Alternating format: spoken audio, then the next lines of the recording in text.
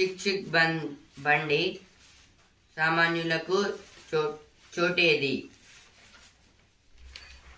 రైళ్లలో జనరల్ సీట్ల sleeper బోగీలు తగ్గిపోతున్నాయి. AC బోగీల సంఖ్య పెరుగుతోంది.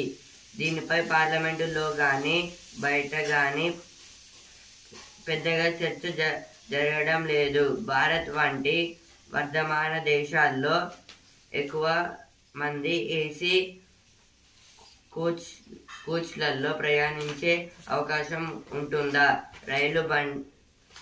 రైలు బండి క్రమంగా పేదలకు దూరమవుతుందా? రాబోయే రైల్వే బడ్జెట్ ద్వారా నైనా సామాన్య ప్రయాణికుల కష్టాలకు ఉపశమనం దక్కుతుందా? ఈ ఆర్టికల్ దేని గురించి